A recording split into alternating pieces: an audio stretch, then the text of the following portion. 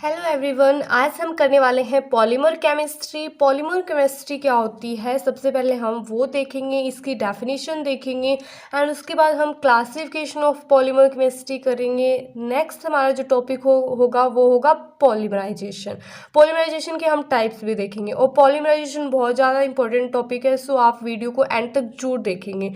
ठीक है, चलिए करते हैं स्टार्ट पॉलीमर केमिस्ट्री।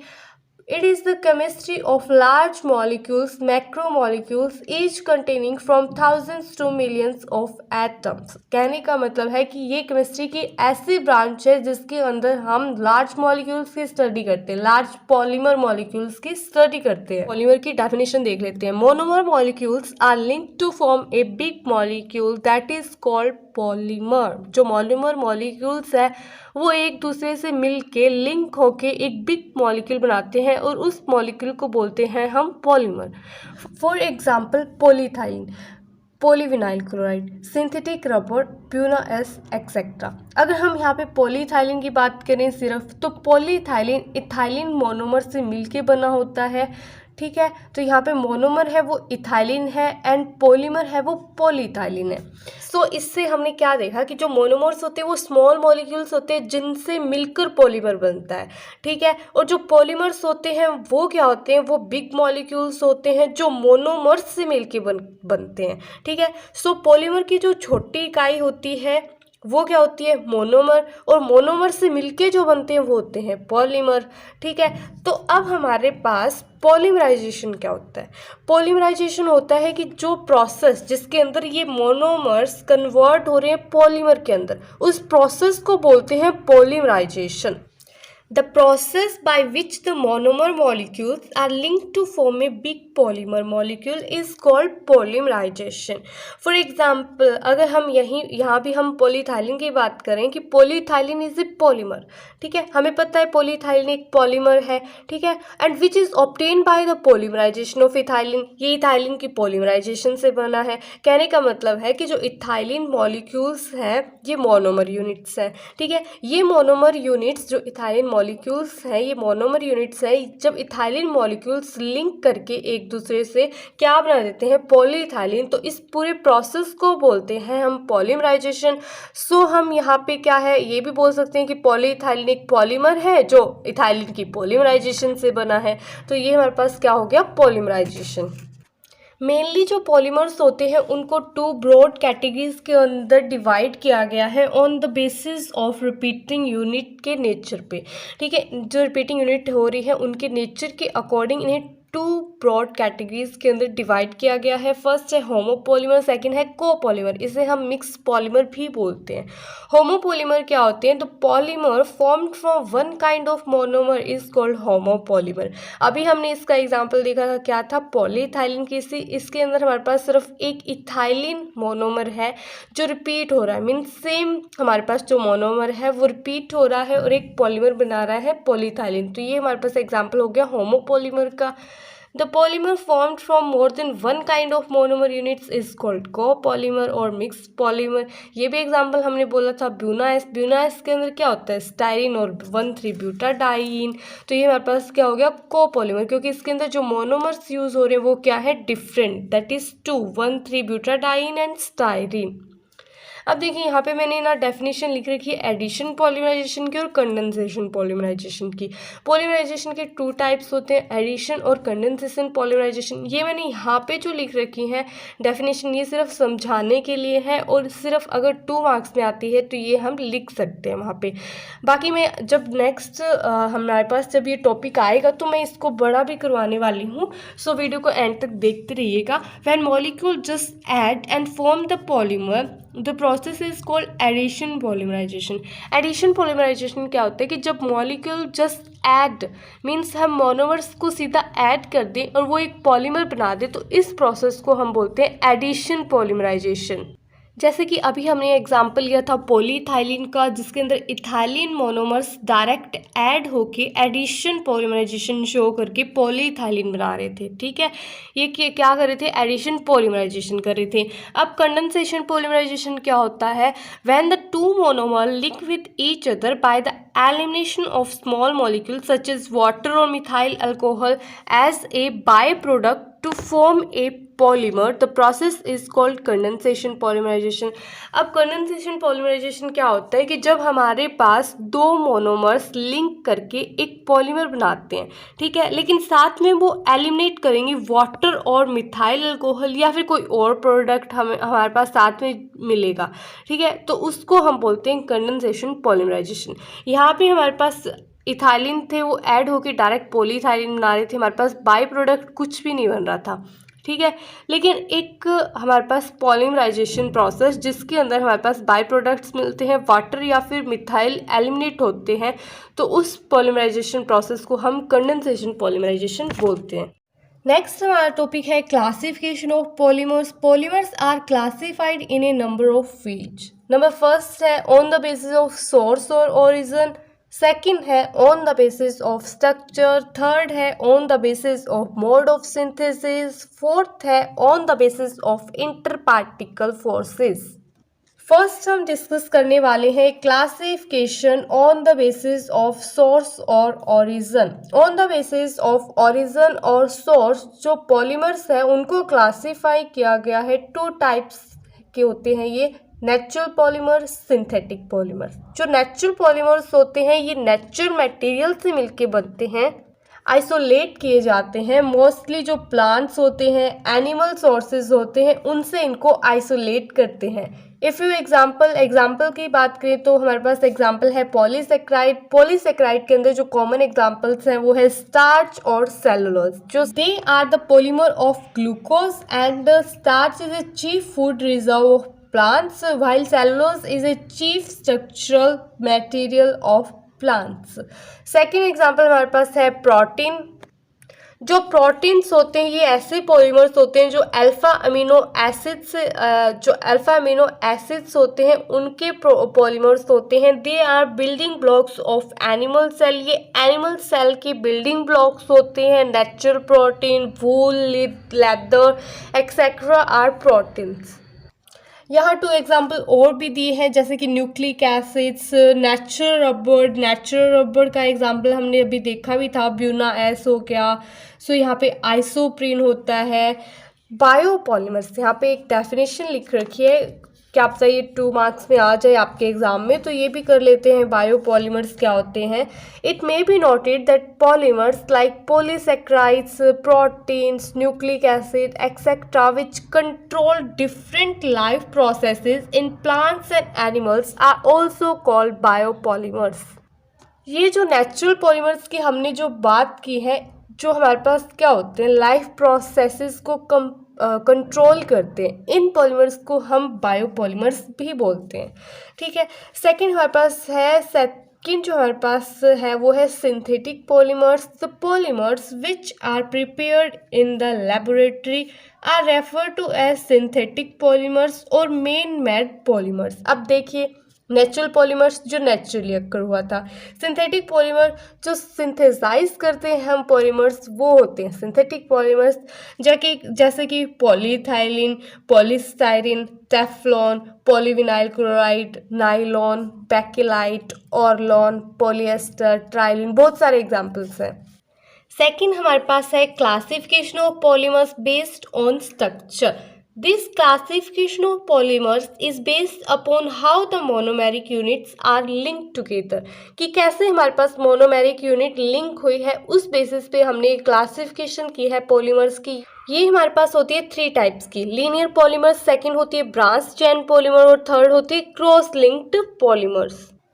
फर्स्ट हम डिस्कस करेंगे linear polymers. These are the polymers where monomeric units are linked together to form long straight chains. That is, जो हमारे पास लीनियर पॉलीमर होता है ये ऐसी मोनोमेरिक यूनिट से मिलके बना होता है जो लिंक करके एक स्ट्रेट चेन बना देती है, ठीक है। फॉर एग्जांपल अभी हमने एग्जांपल लिखा था पॉलीइथाइलिन का, ठीक है। तो पॉलीइथाइलिन के हमारे पास क्या होता है, इथाइलिन्स होते हैं, ठीक है। जो इथाइलिन्स होते हैं, n नंबर ऑफ इथाइलिन्स मिलके क्या बना देते हैं, पॉलीइथाइलिन बनाते हैं, ठीक है। तो ये हमारे पास क्या करते हैं, ये हमारे पास इस तरह लिंक करेंगे, ठीक है। तो ये हमारे पास क्या बन गया, ये हमारे पास बन गया पॉलीइथाइलिन। तो ये देखिए हमारे पास ये कैसे है, स्ट्रेट चेन के अंदर है, ठीक है। ऐसे ही हमारे पास अगर हम इसको खोलना चाहें, ठीक है, जैसे हम जनरल फॉर्म में पॉलीथाइन को ऐसे लिखते हैं, ठीक है, लेकिन मैं अगर पॉलीथाइन को ऐसे लिखूं कि हमारे पास CH2, ठीक है, ये हमारे पास जो रिपीटिंग यूनिट है ये चलती जा रही है, ठीक है, यहाँ पे CH2, फिर यहाँ पे CH2, ये हमारे पास एक दूसरे से लिंक है, CH2, तो ये हमारे पास स्ट्रेट लाइन में जाएगी। देखिए मेरे पास जगह कम है तो मैंने इसको इस तरह लिख दिया, लेकिन ये हमारे पास होएगी स्ट्रेट चेन के अंदर, ठीक है। तो ये हमारे पास क्या है, क्लोज पैकिंग शो करते हैं ऐसे पॉलीमर्स जो लीनियर पॉलीमर्स होते हैं, हाई डेंसिटी के होते हैं, हाई टेंसाइल स्ट्रेंथ होती है इनकी, हाई मेल्टिंग पॉइंट होता है। और भी कॉमन एग्जांपल्स हैं इनके, जैसे कि पॉलिएस्टर, नायलॉन एक्सेट्रा। सेकेंड हमारे पास है branch chain polymers. In this type of polymers जो मोनोमेरिक यूनिट्स होती हैं ये लॉन्ग चेन तो बनाते हैं, जो मोनोमेरिक यूनिट्स होती है ये लिंक करके लॉन्ग चेन तो बनाते हैं, लेकिन साथ में साइड चेन भी देते हैं, ठीक है। मीन्स यहाँ पे ब्रांचिंग भी होती है। अब देखिए यहाँ पे CH2 था, ठीक है, CH2 मिलके हमारे पास क्या हो रहे थे, ये रिपीटिंग यूनिट पे चल रहे थे, ठीक है, CH2 इस तरह। तो ये हमारे पास था लीनियर पॉलीमर जिसके अंदर हमारे पास क्या थी, ब्रांचिंग नहीं थी, साइड चेन नहीं थी। लेकिन ब्रांच चेन पॉलीमर के अंदर यहाँ पे हमारे पास कोई H2O ग्रुप लग गया, यहाँ पे हमारे पास कोई CH3 ग्रुप लग गया, तो हमारे पास क्या आ जाएंगे, जो हमारे पास साइड चेन्स है वो भी बनेगी ब्रांच चेन पॉलीमर के अंदर। फॉर एग्जाम्पल अमाइलोपेक्टिन, ग्लाइकोजिन, ये हमारे पास मोस्ट कॉमन एग्जाम्पल है ब्रांच चेन पॉलीमर के। सो हेयर जो जनरल स्ट्रक्चर बनेगी ब्रांच चेन की वो क्या बनेगी, इस तरह। थर्ड जो था वो क्या था, क्रॉस लिंक पॉलीमर, इसको हम नेटवर्क पॉलीमर भी बोलते हैं। In this type of polymers the monomeric units are linked together to constitute a 3-dimensional network. The links involved are called cross links. अब देखिए जो क्रॉस लिंक पॉलीमर्स होते हैं वो हार्ड होते हैं, रिजिड होते हैं, ब्रिटल होते हैं, क्योंकि उनके अंदर नेटवर्क स्ट्रक्चर होती है। कॉमन एग्जाम्पल इसका है बेकेलाइट, ठीक है, बेकेलाइट, फॉर्मेल्डिहाइड रेजिन, मेलामाइन। अब देखिए बेकेलाइट की बात करें तो बेकेलाइट के अंदर क्या होता है, क्रॉस लिंकिंग होती है, ठीक, क्रॉस लिंकिंग होती है कि मान लीजिए यहाँ पे कार्बन है, यहाँ कार्बन है, ठीक है, जैसे कि हमने इथाइलिन में देखा था कि वो स्ट्रेट चेन बन रही थी, ठीक है। उसके बाद यहाँ पे क्या आ गए थे, ग्रुप्स आ गए थे। सेकंड जो हमने टाइप देखा ब्रांच्ड चेन, ठीक है। तो अब देखिए यहाँ पे हमारे पास क्रॉस लिंकिंग होती है कि यहाँ पे भी कार्बन है, यहाँ पे भी कार्बन है, तो ये इस तरह हमारे पास क्या है, लिंकिंग चलती रहती है इन कार्बन की, ठीक है, ये एक दूसरे के साथ इस तरह लिंक होते रहते हैं, ठीक है। तो यहाँ पे क्या होगी, बिल्कुल क्लॉज पैकिंग होगी, ये बिल्कुल रिजिड होते हैं, ठीक है, रिजिड होते हैं, ब्रिटल होते हैं, ठीक है। अब जो क्रॉस लिंक चेन थे वो इस तरह की स्ट्रक्चर बनाते हैं और इनकी जनरल स्ट्रक्चर मैंने इस प्रकार बना रखी है कि क्रॉस लिंकिंग में होते हैं कि यहाँ पे कार्बन कार्बन चल रहे हैं और ये कार्बन एक दूसरे से भी अटैच है। ये मैं सिर्फ आपको एग्जाम्पल मतलब आपको समझाने के लिए बता रही हूँ कि यहाँ पे कार्बन है, यहाँ पे कार्बन है, ठीक है। थर्ड हमारे पास है classification of polymers based on synthesis. On the basis of mode of synthesis the polymers are classified as addition polymers and condensation polymers. First हम डिस्कस करेंगे एडिशन पॉलीमर्स। एडिशन पॉलीमर्स क्या होते हैं, देखिए इसमें ना कंफ्यूज नहीं होना है आपको कि ये एडिशन पॉलीमर्स है, ना कि एडिशन पॉलीमराइजेशन। पॉलीमर्स और पॉलीमराइजेशन में फ़र्क है। मैंने आपको स्टार्टिंग में बताया था कि पॉलीमराइजेशन जो प्रोसेस होता है उसे बोलते हैं, पॉलीमर्स वो होते हैं जो मोनोमर्स मिलके बनाते हैं, ठीक है। तो ये हमारे पास है addition polymers. When the monomer units are repeatedly added to form a long chains without the elimination of any byproduct molecules, the product formed is called addition polymers and the process involved in this is called addition polymerization.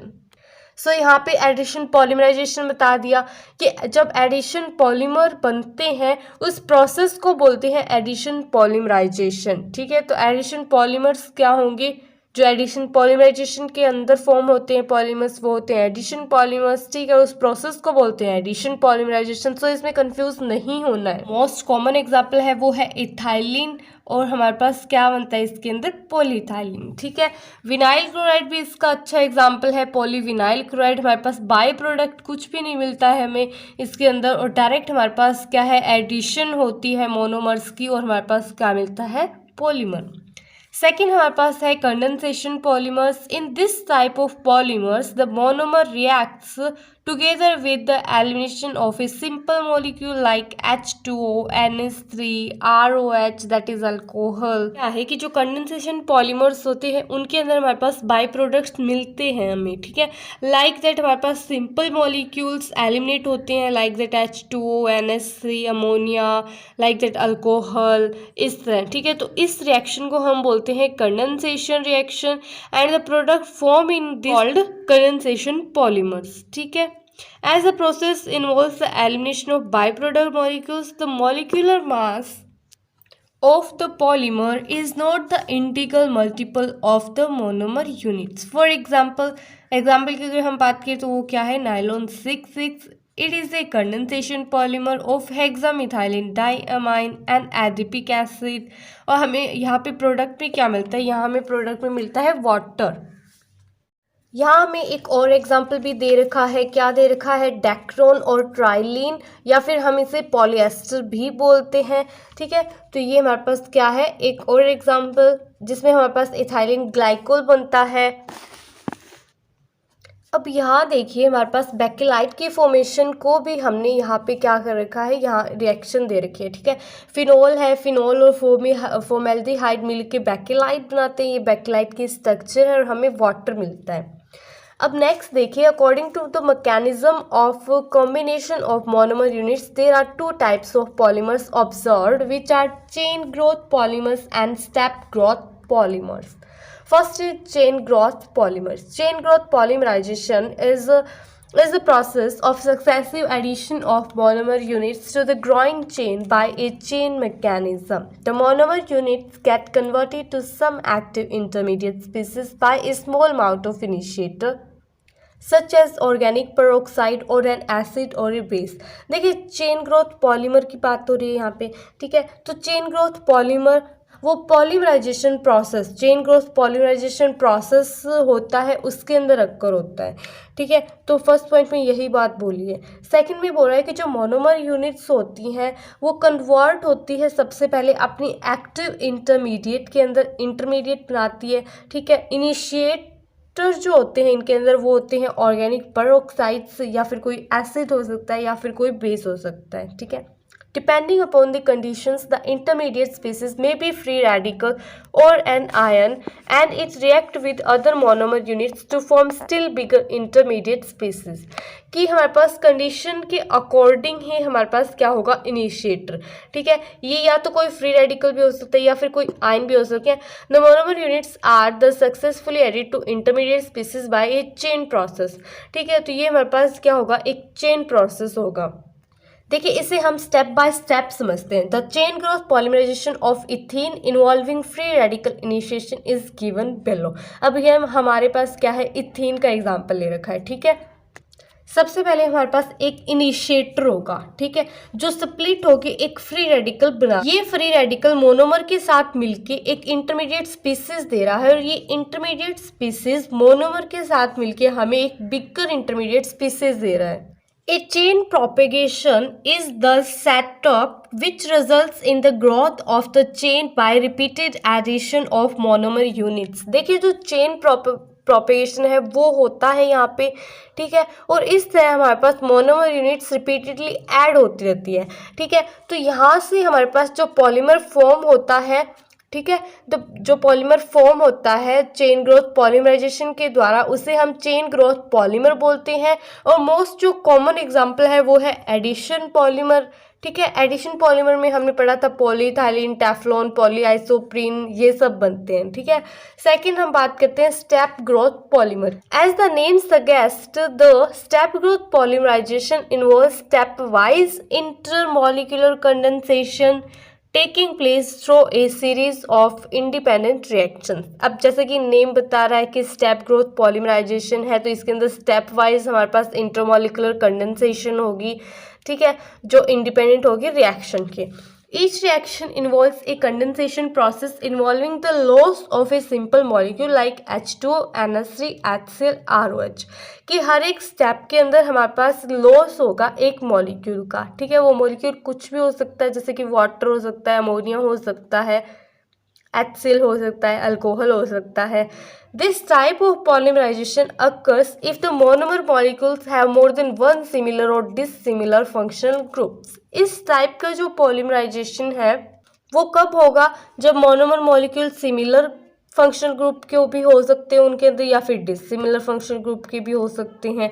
The step growth polymerization starting with the two monomer A and B as, जैसे कि starting में अगर हम बात करेंगे हमारे पास to monomers है ए और बी, ठीक है, कंडेंस होके वो क्या बनाएंगे, ए बी, ठीक है। ए और बी फिर से हमारे पास ए जो मोनोमर है उसको हम इसके अंदर ऐड करेंगे तो हमारे पास स्टेप 2 है, स्टेप 2 के अंदर ये फिर से इसके साथ ऐड हो जाएगा, ठीक है। थर्ड स्टेप में अगर हम बी मोनोमर को इसके अंदर ऐड कर दें तो स्टेप थर्ड के अंदर हमारे पास ये बन जाएगा, ठीक है। The stepwise process of chain growth thus goes on and this process can also occur in another way, ठीक है। या फिर ये प्रोसेस इस तरह हो सकता है कि ए प्लस बी हमारे पास क्या बन गया, A B, and A B को जब हम ए बी के साथ ही ट्रीट करवाएं तो हमारे पास क्या बन जाएगा, एक पॉलीमर। फोर्थ हमारे पास है classification of polymers based on inter particle forces, ठीक है। अब हम क्लासिफिकेशन करेंगे पॉलीमर्स की किसके बेसिस पे, इंटर पार्टिकल फोर्सेस के बेसिस पे, ठीक है। The polymers have classified into following 4 categories. First है इलास्टोमर्स, सेकंड है फाइबर्स, थर्ड है थर्मोप्लास्टिक, फोर्थ है थर्मोसेटिंग पॉलीमर्स। फर्स्ट हम डिस्कस करेंगे इलास्टोमर्स को। इलास्टोमर्स ऐसे पॉलीमर्स होते हैं जिनके अंदर हमारे पास जो चेन्स होती है उनके अंदर वीकेस्ट अट्रैक्टिव फोर्सेस होते हैं, ठीक है, वीकेस्ट अट्रैक्टिव फोर्सेस होते हैं। दे आर अमोर्फस पॉलीमर्स, ये अमोर्फस पॉलीमर्स होते हैं जिनकी हाई डिग्री ऑफ इलास्टिसिटी होती है। जो मोस्ट कॉमनली नॉन इलास्टोमर है वो है रबड़, वेदर सिंथेटिक और नेचुरल, ठीक है। कोई सा भी रबड़ हो सकता है, वो सिंथेटिक रबड़ हो सकता है, वो नेचुरल रबड़ हो सकता है, वो किसके अंदर आता है, इलास्टोमर का ही एग्जाम्पल है रबड़। The elasticity of such polymers can be further modified by introducing few cross links between the chains, कि इनकी इलास्टिसिटी को हम मॉडिफाई भी कर सकते हैं। कैसे मॉडिफाई कर सकते हैं, क्रॉस लिंकिंग करके, ठीक है। अब हम एग्जांपल लेते हैं कि कैसे हम मॉडिफाई कर सकते हैं इलास्टिसिटी को, ठीक है। जो नेचुरल रबड़ होता है, हम आइसोप्रीन की बात करें, ठीक है, आइसोप्रीन की पूरी इलास्टिसिटी होती है, लेकिन जो चार्ल्स गुडईयर थे उन्होंने 1839 के अंदर डिस्कवर किया था कि अगर हम सल्फर की क्रॉस लिंकिंग करवा दें, ठीक है, वुल्केनाइजेशन करवा, उस प्रोसेस को बोला था उन्होंने वुल्केनाइजेशन, ठीक है, वुल्केनाइजेशन करवा दें अगर हम नेचुरल रबड़ की, मीन्स यहाँ पे हम इंट्रोड्यूस कर रहे हैं सल्फर की क्रॉस लिंकिंग, ठीक है। क्रॉस लिंक करते हैं तो वहाँ पे इलास्टिसिटी उसकी क्या हो जाती है, पुअर से हाई, ठीक है। हमारे पास क्या हो जाती है, नेचुरल रबड़ की जब हम सल्फर के साथ इसे हीट करते हैं तो हमारे पास सल्फर क्रॉस लिंक कर जाता है और इससे हमारे पास जो इलास्टिसिटी है वो इसकी हाई हो जाती है, ठीक है। पुअर इलास्टिसिटी थी पहले नेचुरल रबड़ की, अभी हमारे पास हाई हो गई है। इस प्रोसेस को हम वुल्केनाइजेशन बोलते हैं और इस रबड़ को हम वुल्केनाइज्ड रबड़ बोलते हैं। सेकंड जो है वो है सेकंड जो क्लासिफिकेशन है वो है fibres. These are the polymers which have quite strong inter particle forces such as hydrogen bondings, ठीक है, हाइड्रोजन बॉन्ड्स। फाइबर्स होते हैं वो इनकी हमारे पास quite strong inter particle forces होते हैं इनके अंदर, किससे, अभी हम पढ़ के आए हैं इलास्टोमर से, ठीक है। हाई मॉडुलस होता है इनका क्योंकि इनके अंदर हाइड्रोजन बॉन्ड्स होते हैं, हाई टेंसाइल स्ट्रेंथ भी होती है इनकी, ठीक है। ये थ्रेड लाइक पॉलीमर्स होते हैं and can be woven into fabrics. उनसे हम जो फाइबर्स होते हैं इनसे हम फैब्रिक भी बना सकते हैं, ठीक है, जैसे कि सिल्क हो गया, ट्राइलिन हो गया, नायलॉन हो गया, एक्सेट्रा सम कॉमन एग्जांपल है इस टाइप के पॉलीमर के। जैसे कि यहाँ पे नायलॉन 6 के अंदर जो हाइड्रोजन बॉन्डिंग है उसको शो किया गया है, ठीक है, नायलॉन 6 का एग्जांपल है ये।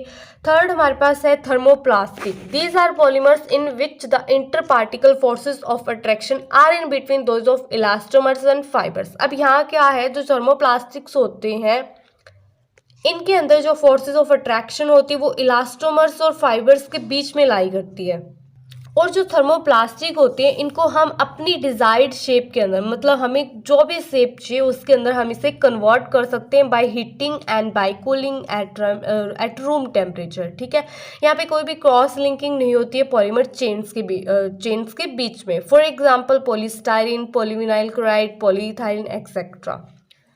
अब यहाँ पे प्लास्टिसाइजर्स एक डेफिनेशन लिख रखी है। ठीक है, इसे हम पढ़ते हैं पहले। Some plastics do not soften to workable extent on heating.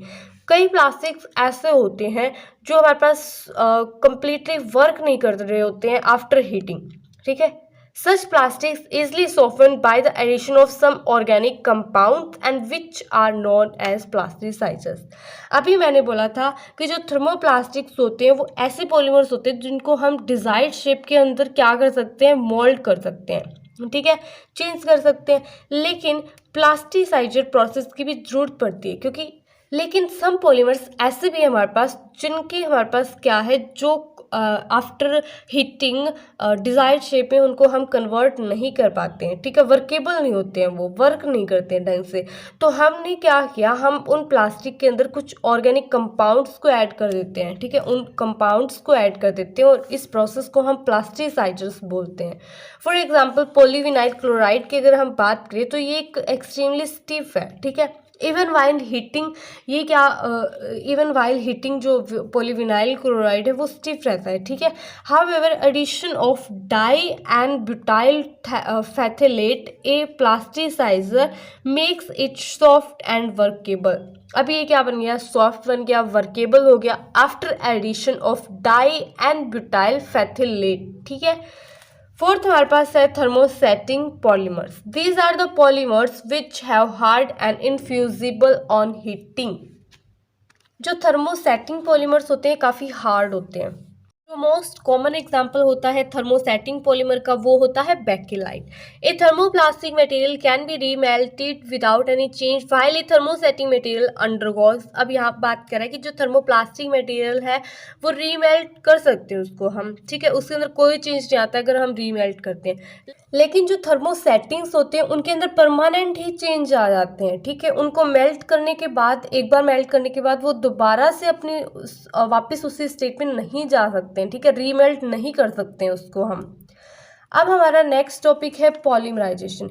जैसे कि हमने पॉलीमराइजेशन कंप्लीटली पढ़ ही लिया है, डेफिनेशन हमने इसकी देख ली है कि पॉलीमराइजेशन क्या होता है। ठीक है, एक पॉलीमराइजेशन प्रोसेस जिसके अंदर मोनोमर्स मिलके एक पॉलीमर बनाते हैं, उस प्रोसेस को हम पॉलीमराइजेशन बोलते हैं। यहाँ मैंने कुछ पॉइंट्स लिख रखे हैं अबाउट पॉलीमराइजेशन जो अभी हमने साथ साथ में रीड आउट कर ही लिए हैं। अब हम बात करते हैं एडिशन पॉलीमराइजेशन की, और एडिशन पॉलीमराइजेशन को हम चेन पॉलीमराइजेशन भी बोलते हैं। ठीक है, this type of polymerisation is characterised by a self addition of the monomer molecules rapidly through a chain reaction. देखिए, जो एडिशन पॉलीमराइजेशन होता है इसे, ये हमारे पास self addition of the monomer molecules है। ठीक है, जिसके अंदर हमारे पास क्या है, जो मोनोमर्स है वो ऐड होते रहते हैं। ठीक है, और एक पॉलीमर बनता रहता है। ठीक है, product has the same composition as that of monomer molecules. कि हमारे पास क्या है, प्रोडक्ट की कंपोजिशन सेम रहती है जैसे कि मोनोमर मॉलिक्यूल्स की थी। ठीक है, इसके अंदर कोई भी हमारे पास बाय प्रोडक्ट नहीं बनता है। Since the compound containing reactive double bonds therefore can proceed bye chain reaction mechanism. ठीक है, अब टाइपिकल एग्जांपल्स की बात करें जैसे कि ऑल्फिन्स, डाइईन्स, अलाइलिक कंपाउंड्स। ठीक है, अब हमने डेफिनेशन तो एडिशन पॉलीमराइजेशन की देख ली थी। ठीक है, चेन पॉलीमराइजेशन करते टाइम भी हमने इसकी देख ली थी। अब यहाँ पे ना मेन जो पॉइंट्स है ना वो है कि हमारे पास इंपॉर्टेंट स्टेप, ठीक है, एडिशन पॉलीमराइजेशन रिएक्शन के जो इंपॉर्टेंट स्टेप्स हैं उनको हम डिस्कस करेंगे। ठीक है, फर्स्ट हमारे पास होता है इनिशिएशन, सेकेंड होता है प्रोपेगेशन एंड थर्ड होता है टर्मिनेशन। अब जो एडिशन पॉलीमराइजेशन होता है वो भी हमारे पास उसके भी 3 टाइप्स होते हैं। फर्स्ट टाइप होता है free radical addition polymerization. Initiator क्या होगा, यहाँ इनिशिएटर होगा फ्री रेडिकल। ठीक है, जहाँ से हमारे पास रिएक्शन स्टार्ट होगी वो क्या होगा, इनिशिएटर। ठीक है, इनिशिएटर होगा। The initiator are thermally unstable compound. जो इनिशिएटर है वो क्या है हमारे पास, थर्मली अनस्टेबल कंपाउंड। हमें पता है फ्री रेडिकल होता है वो क्या होता है, अनस्टेबल होता है। जो इनिशिएटर्स होते हैं वो डीकम्पोज होकर फ्री रेडिकल्स बनाते हैं, ये हमने देख लिया। अब जो इनिशिएटर्स होते हैं वो किस तरह डीकम्पोज हो सकते हैं, वो हीट एनर्जी की प्रेजेंस में, लाइट एनर्जी की प्रेजेंस में, या फिर यूवी लाइट की प्रेजेंस में क्या हो सकते हैं, डीकम्पोज हो सकते हैं। ठीक है, जो फ्री रेडिकल्स होते हैं जो वो यूवी लाइट की प्रेजेंस में प्रोड्यूस होते हैं किसी भी पॉलीमराइजेशन रिएक्शन के अंदर। ठीक है, तो यहाँ पे इस रिएक्शन को जो पॉलीमराइजेशन हुआ है इसको हम बोलते हैं photo initiated polymerization. After the formation of free radical यहाँ पे हमारे पास इनिशिएशन स्टेप स्टार्ट हो जाएगा। ठीक है, उसके बाद हमारे पास आएगा propagation step, and after the propagation process हमारे पास होता है termination step.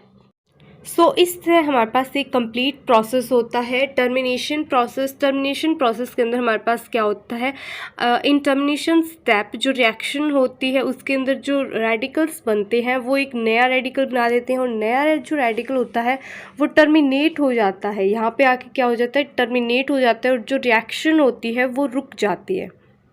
So termination step, after the termination step जो हमारे पास रिएक्शन होती है, जो चैन ग्रोथ थी वो क्या हो जाती है, स्टॉप हो जाती है। अब हमारे पास जो सेकंड है वो है आयनिक पॉलीमराइजेशन। आयनिक पॉलीमराइजेशन भी हमारे पास डिवाइड किया गया है टू कैटेगरीज के अंदर, cationic polymerization and anionic polymerization. Cationic polymerization के अंदर जो इनिशिएटर यूज़ होता है वो होता है कैटायन, एंड अनायनिक पॉलीमराइजेशन के अंदर जो इनिशिएटर यूज़ होता है वो होता है अनायन। इसका मैकेनिज्म भी बिल्कुल सेम है, इसके अंदर सिर्फ इनिशिएटर चेंज हुआ है। बाकी हमारे पास जो 3 स्टेप्स है, इनिशिएशन, इनिशिएशन, उसके बाद प्रोपेगेशन, और प्रोपेगेशन के बाद टर्मिनेशन।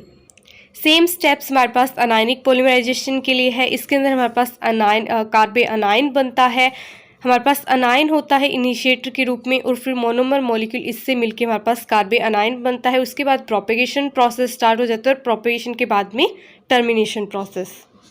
जो थर्ड पार्ट होता है पॉलीमराइजेशन का, एडिशन पॉलीमराइजेशन का, वो होता है coordination polymerization. And coordination polymerization के अंदर जनरली डाईइंस और ऑल्फिन्स यूज़ होते हैं। ठीक है, जनरली हम जो मोनोमर मॉलिक्यूल्स यूज़ करते हैं वो होते हैं dienes and olefins. These reactions are catalyzed by organometallic compounds। इनके अंदर हम organometallic compounds यूज़ करते हैं एज ए catalyzed। सेकंड जो टाइप होता है वो होता है condensation polymerization.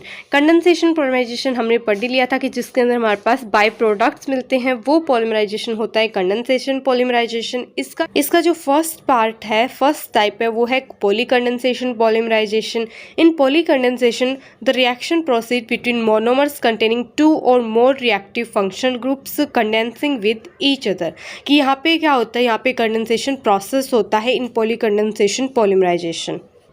In poly condensation polymerisation जो हमारे पास स्टेप्स होते हैं उनके लिए कुछ कंडीशंस होती है कि ये हमारे पास, क्योंकि इन स्टेप्स के अंदर हमारे पास रिएक्टिव फंक्शनल ग्रुप चाहिए, हमें स्टेप वाइज रिएक्शन होनी चाहिए रिएक्टिव फंक्शनल ग्रुप के बीच में।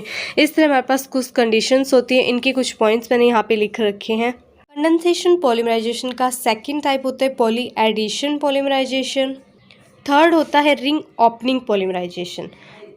रिंग ओपनिंग पॉलीमराइजेशन और पॉली एडिशन जो पॉलीमराइजेशन है वो बहुत ही ज़्यादा इंपॉर्टेंट है और इजी भी है। मेरी लैंग्वेज आपको समझ आ जाएगी, मेरे नोट्स आपको अच्छे से समझ आ जाएंगे, आप यहाँ से डायरेक्ट कर लेना, आपको समझ आ जाएगा। मैं अगर एक्सप्लेन करूँगी हर एक लाइन को, हर एक पॉइंट को, तो ये वीडियो काफ़ी लंबी हो जाएगी, इसलिए मैंने सिर्फ आपको ऊपर ऊपर से बताया है लास्ट में पॉलीमराइजेशन के बारे में। बाकी ये बहुत ज़्यादा इंपॉर्टेंट टॉपिक है, सो नोट्स को अच्छे से ज़रूर पढ़िएगा।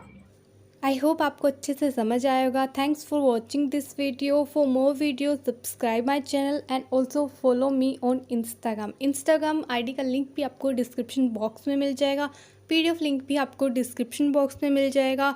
और सब्जेक्ट्स के जैसे कि physical chemistry, inorganic chemistry, organic chemistry, सबके जो नोट्स हैं उन वीडियोज़ की जो प्लेलिस्ट है उनका लिंक आपको डिस्क्रिप्शन बॉक्स में मिल जाएगा। थैंक्स।